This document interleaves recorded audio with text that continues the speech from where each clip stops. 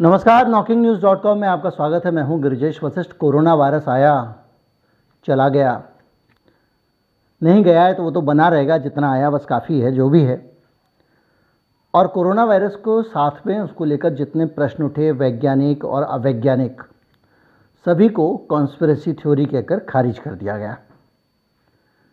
जो जो सवाल उठा, जो जो बातें की गई, जो जो लोगों ने सोशल मीडिया पे बातें की, एक तरह का विश्वव्यापी क्रैकडाउन था। और जो भी चीज़ें एक ख़ास तरह की लाइन से अलग होती थी, उन सबको ब्लॉक कर दिया जाता था, उनको उड़ा दिया जाता था।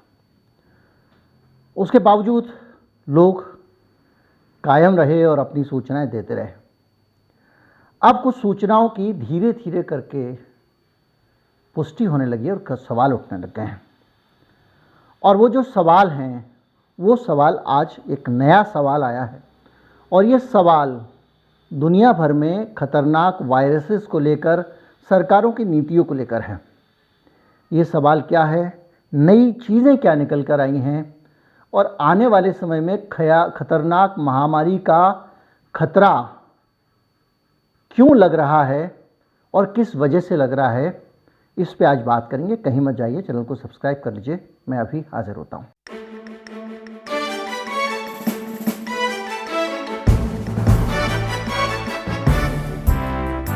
अभी हाल में आपने कुछ जगहों पर ये पढ़ा होगा और देखा होगा कि बिल गेट्स भारत में आए थे और वो ये कह रहे थे कि आने वाले समय की बीमारी का हमको पहले से पता होना चाहिए और उसकी तैयारी हमको पहले से होनी चाहिए। ये बातें वो पहले भी कह चुके थे। और जब कोरोना की महामारी आई, उससे पहले पूरी दुनिया के लोगों के साथ मिलकर वो तैयारी करने में लगे भी हुए थे। इसी कारण कई लोगों ने ये सवाल उठाए कि क्या वो पहले से जानते थे कि महामारी आने वाली है। क्या महामारी, ये भी आरोप लगा उनके ऊपर, जो खारिज कर दिया गया। और वो आरोप ये था कि क्या महामारी में उनकी भी कोई भूमिका है। खैर, अब एक बड़ा सवाल सामने आ रहा है। इस बड़े सवाल को समझें इससे पहले आप अमेरिका याद कीजिए। अमेरिका में डॉक्टर फाउची पर पॉल रैंड ने बैठकर सीनेट में सुनवाई के दौरान सीधे सीधे आरोप लगाए थे और बड़े कड़क सवाल पूछे थे। उन कड़क सवालों में से एक सवाल ये था कि क्या अमेरिका के साउथ कैरोलिना की लेबोरेटरीज में गेन ऑफ फंक्शन टेस्ट हो रहा है। ये सवाल उठाया गया था और उसका डॉक्टर फाउची ने जवाब नहीं दिया था। वो उसको बातों में गोल कर गए थे। मैंने इसमें वीडियो बनाया था, आपको दिखाया था। गेन ऑफ फंक्शन टेस्ट केवल अमेरिका में ही नहीं हो रहा था, वो वुहान लैब में भी हो रहा था। उस वुहान लैब को जो फंडिंग आ रही थी, वो डॉक्टर फाउची के ज़रिए आ रही थी। एक और संस्था थी, उसको डॉक्टर फाउची फंड करते थे। वो संस्था चीन की लेबोरेटरी को फंड करती थी। आरोप लगा कि वुहान की जो लेबोरेटरी है, उसमें भी गेन ऑफ फंक्शन टेस्ट हो रहा था। इस वीडियो में मुझसे जो पुराने लोग जुड़े हुए हैं उनको सब पता है, लेकिन फिर भी गेन ऑफ फंक्शन टेस्ट क्या होता है, ये हमको समझना पड़ेगा। दरअसल क्या होता है कि जो वायरस हैं, जानवरों से जुड़े हुए वायरस, खास तौर पे चमगादड़ से जुड़ा हुआ या किसी भी जानवर से जुड़ा हुआ किसी भी तरह का वायरस, उन वायरस को और बैक्टीरियाज को लेकर लेबोरेटरीज में विभिन्न प्रकार की परिस्थितियों में गुजारा जाता है। कभी उनको बहुत ज़्यादा ठंड में गुजारा जाएगा, कभी उनको बहुत ज़्यादा गर्मी में गुजारा जाएगा। तो इसके दो मकसद होते हैं। एक मकसद होता है कि क्या ये सर्दी सह पाता है, क्या ये गर्मी सह पाता है, या इसको हम ये वाला एंटीबायोटिक दें तो क्या मर जाएगा, अगर हम ये दवा दें तो मर जाएगा। एक तो ये हुआ। दूसरा होता है गेन ऑफ फंक्शन। एक तो हुआ मारने का परीक्षण, दूसरा होता है उसकी क्षमताएं बढ़ाने का परीक्षण, कि क्या हम इसको बहुत ज़्यादा ठंडक दें तो क्या ये ऐसा हो सकता है कि ये जूनोटिक बन जाए, पशु से मनुष्य में आ जाए। अगर हम इसको करंट का झटका देते हैं तो क्या ये मनुष्य के अंदर इन्फेक्शन पैदा कर सकता है। यानी वो जो वायरस है वो भविष्य में किस तरह से जानवर से मनुष्य में आ सकता है या अपना ऐसा रूप बदल सके जो मनुष्य को ज़्यादा नुकसान पहुंचा सकता है। इस चीज़ का परीक्षण करते हैं वैज्ञानिक। वो ये पता लगाने की कोशिश करते हैं कि ये वायरस खतरनाक कैसे बन सकता है। और यहीं से गेन ऑफ फंक्शन टेस्ट पर दो राय निकलती हैं, दो रास्ते निकलते हैं। एक राय वैज्ञानिकों की यह है कि यह टेस्ट इसलिए है कि हम भविष्य की संभावना देख रहे हैं कि मान लीजिए चमगादड़ हैं और इस चमगादड़ का इस वाली चमगादड़ के साथ में उठना बैठना हुआ, मिलन हुआ, तो ऐसा तो नहीं होगा कि इसका वायरस इसमें जाने के बाद मनुष्य में जाने योग्य बन जाए, या ये जानवर, ये पर्टिकुलर जो जानवर है, इसके किन परिस्थितियों में इसका वायरस मनुष्य में आ सकता है, ये पता लगाना गेन ऑफ फंक्शन टेस्ट का एक मकसद है। लेकिन दुनिया में सब कुछ सीधा सीधा नहीं होता, इसलिए इसका उल्टा मतलब भी सामने आता है। लोग सोचते हैं उल्टा मतलब ये है कि जब आप उस जानवर को गेन ऑफ फंक्शन टेस्ट करते हैं तो आपको ये भी पता लगता है कि हम इस जानवर को, जो बंदर का या चमगादड़ का या गिलहरी का या कछुए का, सांप का, नेवले का, जिसका आप चाहें, उसका जो वायरस है, क्या उस वायरस को मनुष्य में लाया जा सकता है? क्या हम मनुष्य के लिए खतरनाक वायरस इससे बना सकते हैं? और एक आरोप ये लगता है कि उन खतरनाक वायरसों को बनाकर उसके ज़रिए कमर्शियल गेन कर सकते हैं, फ़ायदा। क्योंकि अब क्या हो रहा है, अमेरिकन पूंजीवाद के कारण दुनिया में हर चीज़ प्राइवेट हो गई है, रिसर्च भी प्राइवेट है, कंपनियां करती हैं। तो जब कंपनी कुछ करेगी तो उसके साथ में वो अपना मुनाफा देखेगी। तो समस्या ये खड़ी होती है, जो आरोप लग रहे थे वो ये लग रहे थे कि कोरोना का जो वायरस है वो भी इसी तरह से चमगादड़ के वायरस को गेन ऑफ फंक्शन के ज़रिए मनुष्य का वायरस बनाया गया। ये आरोप उस वक्त लगे।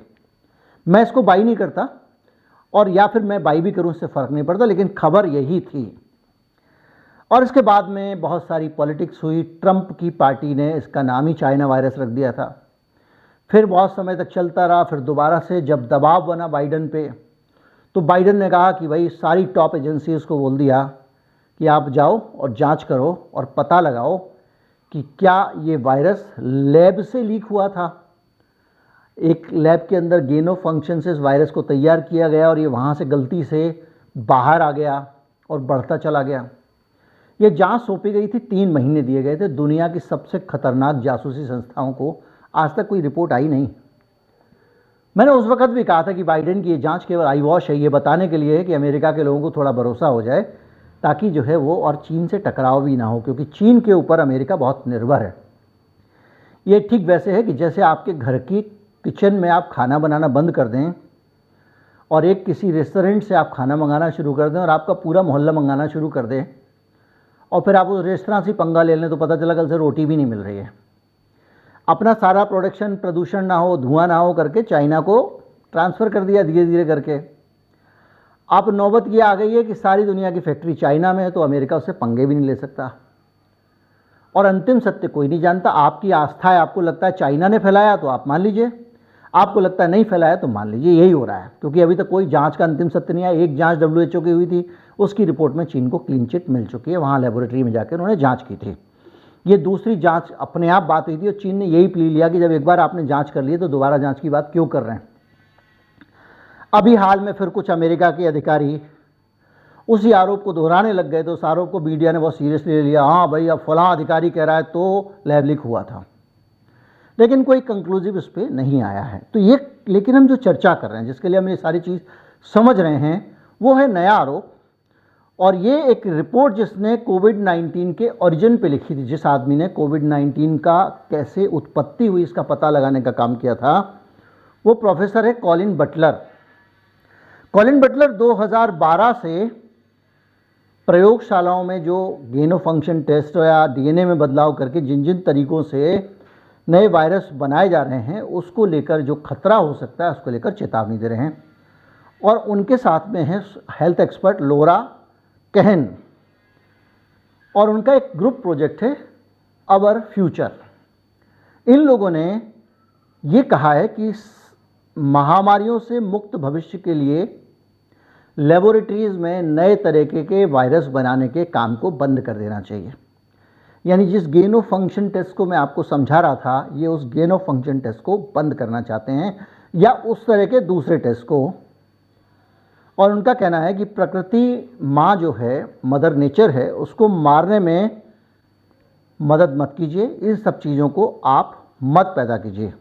और महामारी का वायरस कैसा होता है सिर्फ ये चेक करने के लिए आप वायरस के साथ छेड़छाड़ ना करें, क्योंकि इसको लेकर कई सारे एक्सपर्ट्स की राय आ गई है। उनकी वैक्सीन को लेकर भी राय थी कि अब अगर बहुत ज़्यादा अस्तित्व को खतरा आप पैदा करेंगे किसी वायरस के, तो वो अपनी रक्षा में बहुत ज़्यादा परिवर्तन करता है अपने रूप में, अपनी संरचना में, ताकि वो बच सके। क्योंकि इस धरती पे कोई भी प्रजाति हजारों लाखों साल से रह रही है, तो वो इसीलिए रह रही है कि वो बदले हुए हालात में अपने आप को जीवित रख पाई है।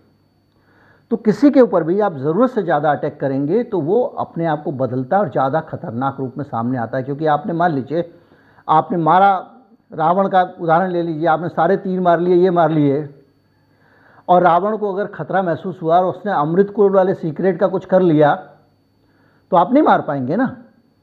अगर रावण को पता चल जाता कि अमृत कुंड वाली बात राम जी को पता लग गई है, तो वे सीधे कवच लगा देता, आगे ढाल लगा देता नाभि पे, मार लो।